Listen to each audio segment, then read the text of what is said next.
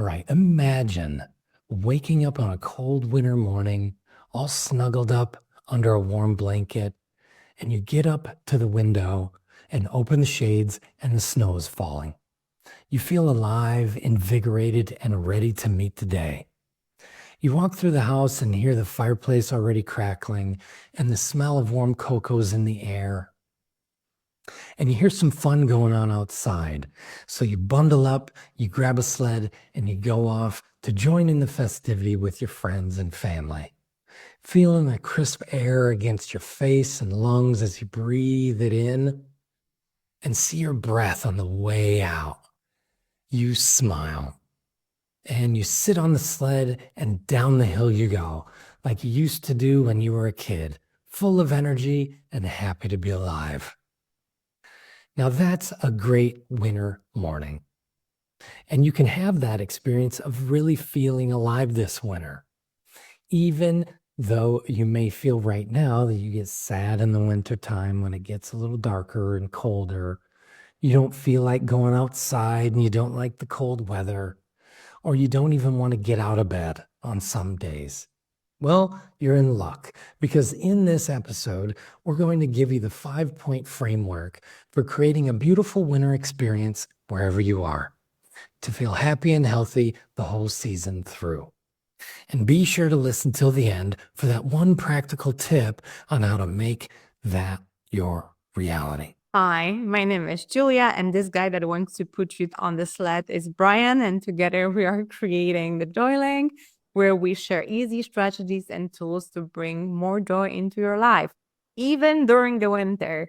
And just a quick note, make sure to come back next week to find out a secret on how you can boost your mood in 30 seconds during winter time. Okay, I need to be honest with you. This one is a bit extreme for many people. And I just want to say a quick thank you for being here, for listening to us. We truly appreciate you. And we hope to bring you value for the next 30 minutes while we talk about winter and how you can make it your best season, or just at least try. And you probably listening to us during your walk or maybe laying down in bed. We hope thanks for bringing us along. And so in this episode, you will get simple solutions, strategies, tools that they will work even if you feel unmotivated and tired, or maybe you feel lonely, like winter is this lonely season. Or maybe you are just simply not the biggest fan of winter, of the cold and great weather. With the insights provided by us, you will know exactly how to stay healthy, full of joy and energy, and connected with others. So you no longer will spend your afternoons or mornings or the entire day scrolling away on social media. And what makes us talk about it? For me, there is no favorite seasons. I love them all. And we are both pretty happy and healthy throughout the year. We also done some extensive research to gather the best practices. It's winter. I'm pretty joyful. Brian is also pretty joyful. So that already makes us pretty competent to talk about the topic. And also, you will learn later on that we fully embrace some of the winter aspects, which is great. So let's dive in.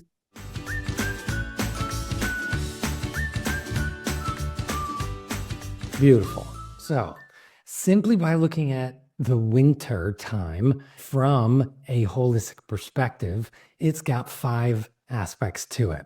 So you can imagine a circle. The point on the bottom is physical. The point at the top is spiritual. On the left is the mental aspect, and then the point on the right is emotional. In the center, we've got consciousness. So first, we start with the mental aspects of how to be joyful in the winter. So simply knowing that change will come and focusing on doing things in the winter that you can only do this winter. By doing that, it keeps the mind busy with a task that's productive and really pertains to the cycle that we're in. And that way you'll be more joyful and you can really unplug, or you can read, or you can journal. It can be many things that bring you joy. Yet knowing things will change and the winter is just one of the cycles along the way is a good concept that can keep you going this winter. Also, winter has its own benefits, right? Because it's darker, so therefore you don't have this social obligation or internal obligation to go out and enjoy. So I would say like movie nights are more frequently happening, like sitting under the blanket and drinking a lot of tea or hot chocolate or whatever you like, or warm wine like gløgg in Danish. And it's so nice. And actually, in Denmark, there is this concept of hygge that I would say that it's practiced during the winter, which is like making everything around you more cozy. And this is not happening in summer, for example. So every season has its own perks, and I would say those are definitely the ones of winter. So instead of focusing like, oh, there is not so much going on, you can say like, wow, there is nothing going on, therefore I can relax, or I don't need to go out. So it's just making it the best as it possible. So it's all about your attitude. And yeah, you can definitely take that time to reflect and just hang out with yourself. I think that's a cool way to spend winter. Yes, and to go with that concept of hygge, here in the Netherlands, there's the word of gezellig. And really that means something like cozy as well. And so when you're inside, you've got that warm blanket, maybe there's the fireplace, you've got your warm drink. It's just, you got a couple friends around you and you're just all relaxing, let's say on the weekend, then, it has that feeling of gezellig. Last point on the mental aspect is to really focus on being grateful for all of it. Yes, the gratitude is ultimate, something that can transform your days within a heartbeat. So just focus on the gratitude that you have the roof over your head, that you are warm. When I did volunteering in Nepal, Jesus Christ, I was sleeping in a shack that was made from like a metal roof. So imagine when it was raining, like there was no isolation whatsoever. I was sleeping with my sleeping bag over my head because there were spiders like of the size of my hand, and I'm not a fan. So wow, if I would need to be in the same like location during winter, like let's say Danish winter, I would be definitely devastated, but I would be probably fine there. So there is always something that you can be grateful for, that you have the hot water, let's say. If you sometimes you took a cold shower, just be grateful for the hot water during winter, or that you can make yourself a cup of tea. So yeah, just focus on the things that you have instead of that you don't have. Let's say that you are not on Maldives or whatever. So that will help a lot. 100%. Yes, and actually having those experiences where you are not having some of those creature comforts can really bring you back to this moment of, wow, yes, the heat works. Like I've got warm clothes when I go outside. Like all the different tiny little things that you can be grateful for in the winter. That's a really good focus. So then that moves us into the second area across that line, and that is emotional. Doing things that can support you feeling good this winter and figuring those out. Like, what is going to make me feel good? Is it that cozy, uplifting environment, getting out those warm socks and putting on that winter music, the heavy blanket and the drink, time that you have just to be under the blanket, to really emotionally love the season and hibernate with a smile.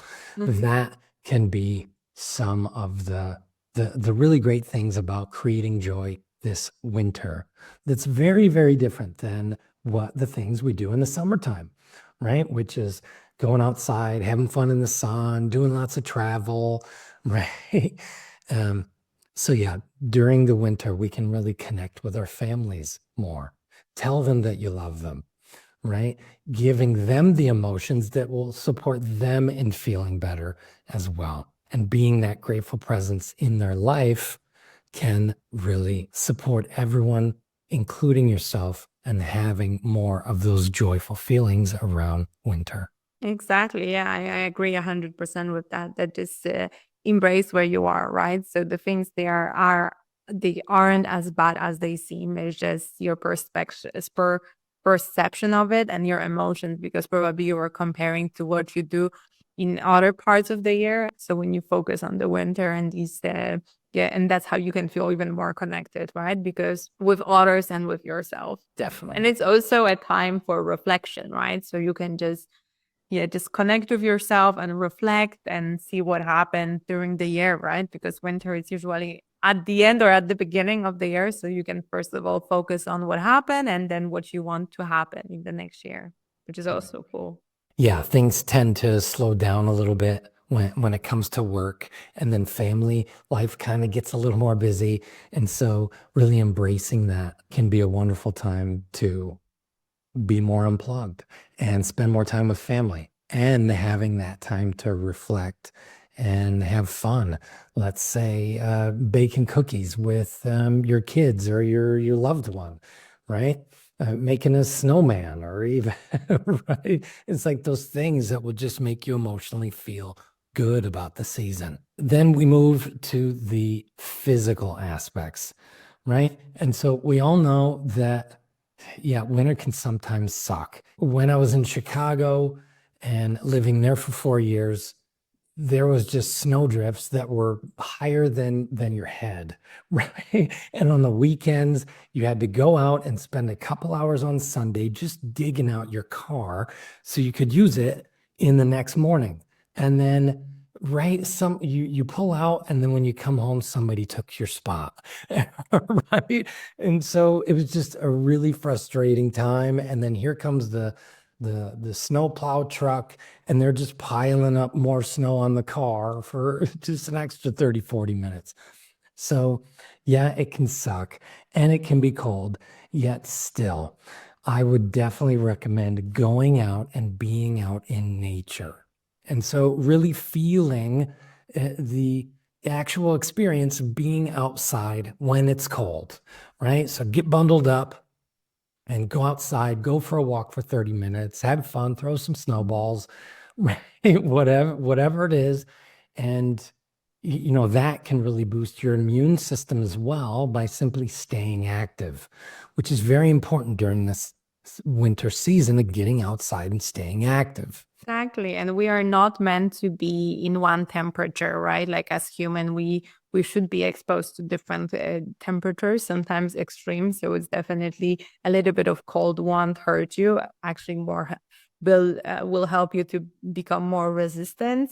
And definitely you can, or like a little bit of sauna. It has a benefit. So the temperature extreme can just build you and also lift your mood up, right? Both sauna and cold bath or winter bathing has proven benefits to boost your happy hormones and also immune system and so much more. So definitely like embrace the season. Yes, embrace the season fully. And that also comes with some of the foods that we eat in the season as well, right? Eating seasonally.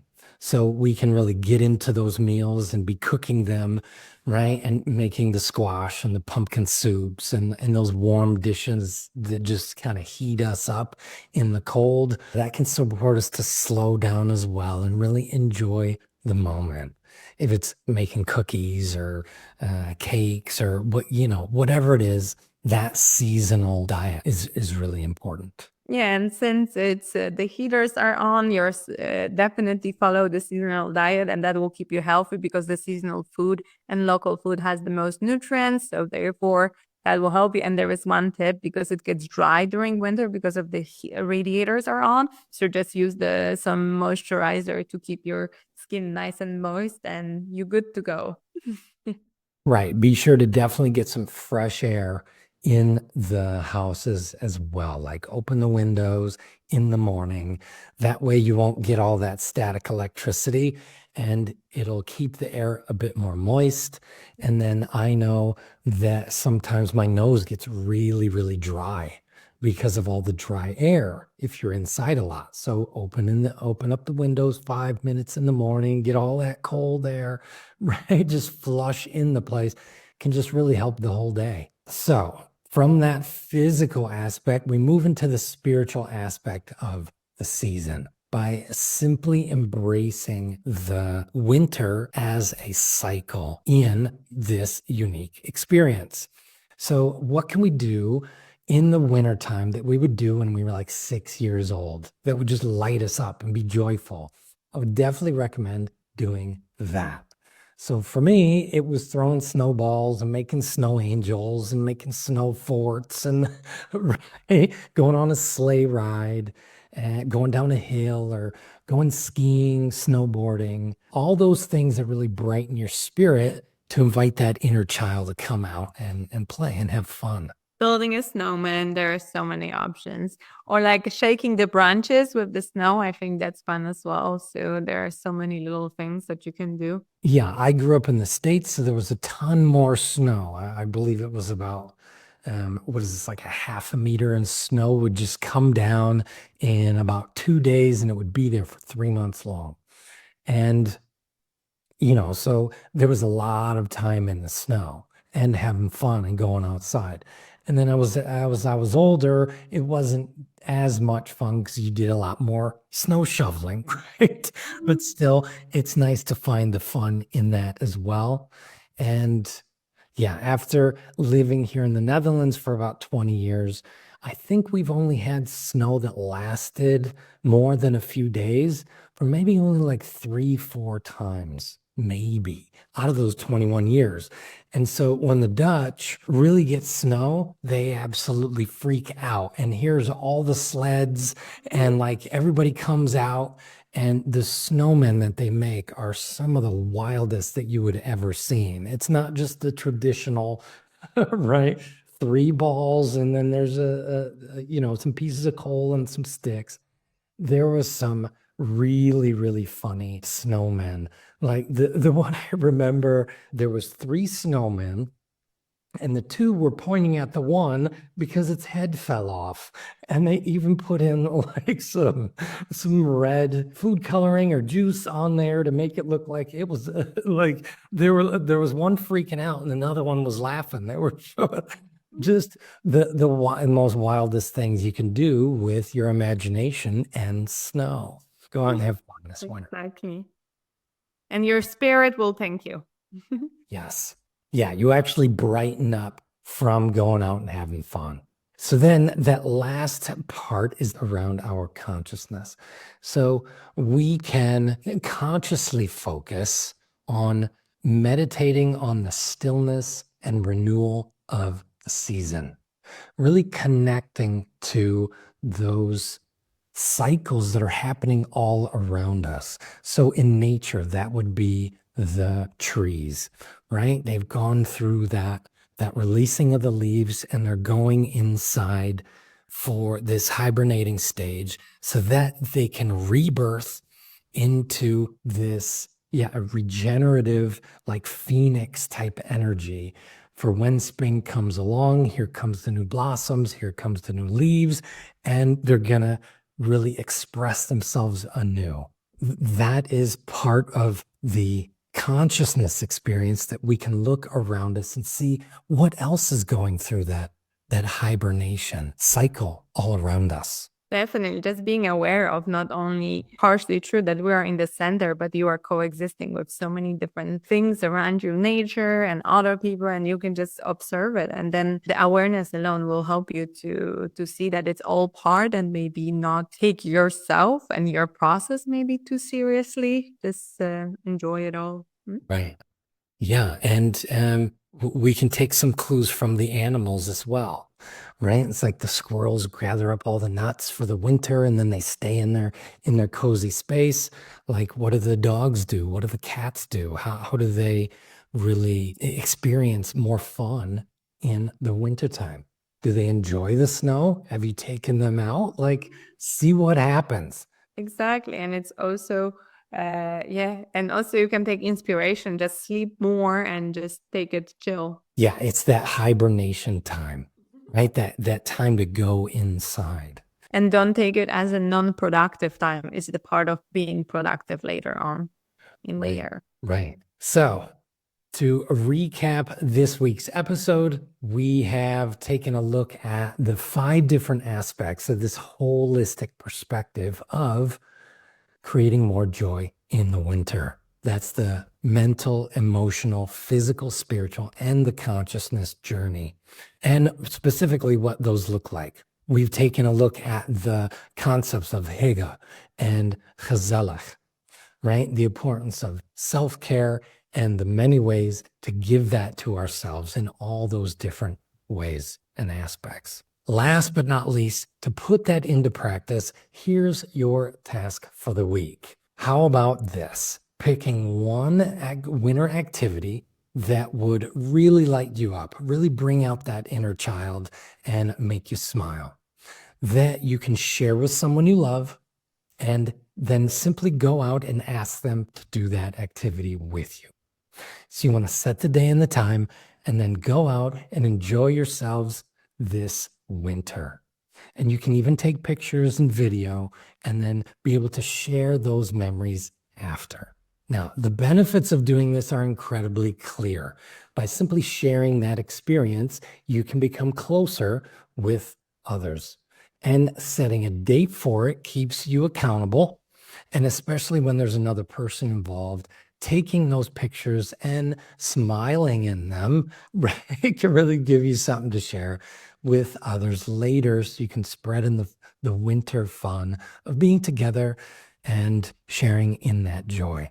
So go on and go out there and get it. That's so cool. And I will be definitely doing that. There's not much snow in Denmark, but I can figure out something. And thank you so much for being here with us and listening. We truly appreciate you for getting all the way to the end.